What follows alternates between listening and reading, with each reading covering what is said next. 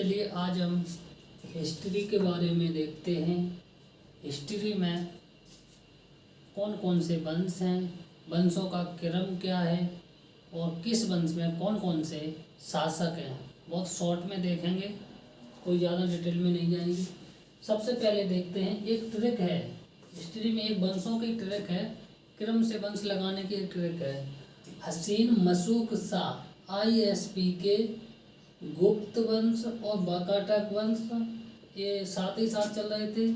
और गुप्त वंश के बाद वर्धन वंश। उत्तर भारत की एक ट्रैक है। उत्तर भारत में जो वंश हैं, प्राचीन जो वंश हैं, प्राचीन काल के जो वंश हैं, उनकी बात ये ट्रैक के माध्यम से निकल आती है।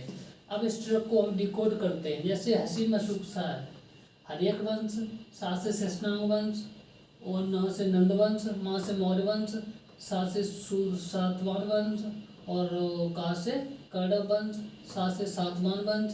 ये विदेशी वंश हैं। ये 4 विदेशी वंश आए हैं। इन्होंने विदेशों से आक्रमण करके आए, भारत में आक्रमण करके बस गए हैं। ISP के आई से इंडो ग्रीक, सा से शक, पा से पहलव, और का से के से क्या है कुषाण वंश। अब कुषाण वंश के लास्ट का है ना, कुषाण वंश विदेशियों में। कुषाण वंश के 2 सामंत थे, गुप्त वंश और वाकाटक वंश। कुषाण वंश के 2 सामंत थे, गुप्त वंश और वाकाटक वंश। ठीक है, ये दक्षिण भारत का वंश है, जबकि उत्तर भारत की चर्चा हो रही है। ये दक्षिण भारत का वंश है। गुप्त वंश के बाद वर्धन वंश आता है ना, गुप्त वंश के बाद वर्धन वंश आता है। गुप्त वंश के सामंत कौन है? वर्धन वंश। जबकि कुषाण वंश के सामंत जे हैं और गुप्त वंश का सामंत है वर्धन वंश। ठीक है, ये उत्तर भारत के वंश समाप्त हो गए। अब हम दक्षिण भारत के वंशों की बात करते हैं। दक्षिण भारत के वंश कौन कौन से हैं? दक्षिण भारत के वंशों की बात करें तो संगम काल, ये चेर, पांच, चोल, ये 3 वंश आ जाते हैं। संगम काल 100 ईस्वी से 250 ईस्वी, 250 ईस्वी तक चला था संगम काल चेर, पांच, चोल। इन्हें इधर देखेंगे शासकों के रूप में, यहाँ शॉर्ट में देख रहे थे। संगम काल 3 वंश आ गए। दूसरे नंबर में वाकाटक वंश, तीसरे नंबर चालुक्य, राष्ट्रकूट वंश, पल्लव वंश, पल्लव के जगह पे चोल आया। ठीक है, चोल आया। चोल के बाद पाल वंश आया, पाल, सैन वंश, पाल के बाद सैन वंश आया, सैनिक वंश, प्रत्यार वंश आया, चंदेल, चौहान, ये 3 वंश आ गए क्रम से।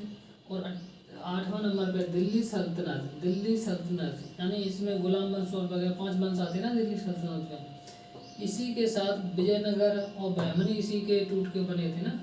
दिल्ली सल्तनत में विजयनगर और बहमनी भी बन गए थे। इसके बाद दिल्ली सल्तनत के बाद मुगल और मराठा, मुगल के बाद मराठा आ जाते हैं, फिर आधुनिक आ जाते हैं। ये दक्षिण भारत के वंश भी हो जाए। दक्षिण भारत के वंश की बात करूँ तो यहाँ की बात हो रही है, यहाँ तक ना।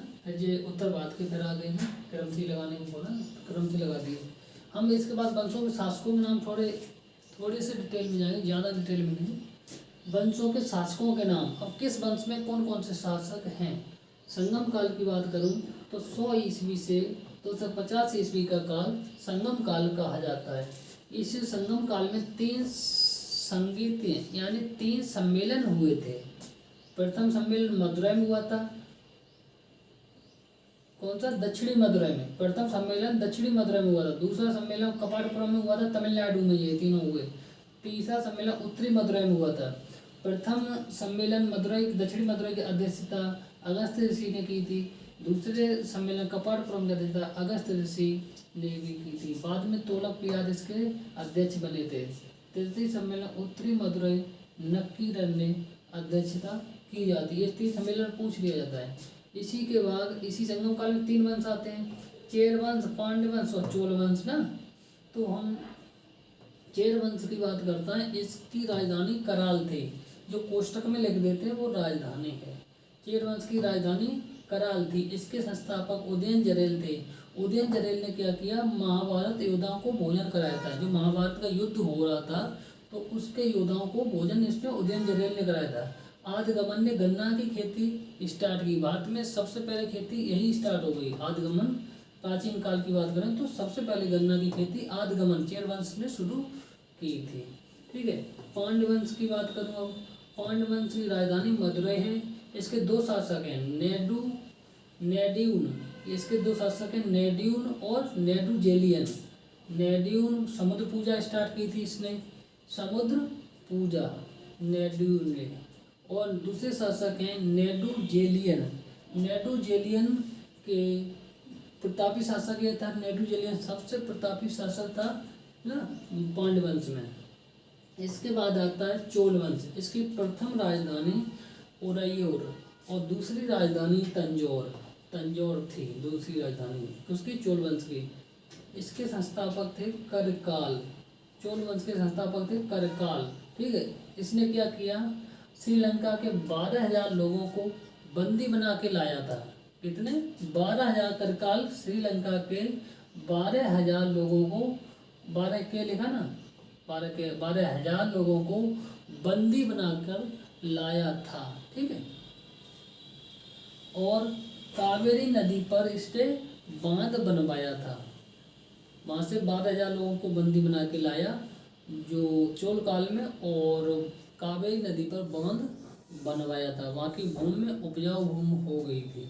ठीक है, इसके बाद दूसरा वंश आता है। ये तो संगम काल में तीनों वंश गिन लिए जाते हैं। संगम काल एक गिन लिया, उसके बाद हम दूसरा वंश वाकाटर वंश की बात करते हैं। वाकाटर वंश की बात करें तो इसके संस्थापक विंध्य राज हैं। संस्थापक कौन है? विंध्यराज। ये कुषाण के सामंत थे। हमने पहले बताया था कुषाण के सामंत थे।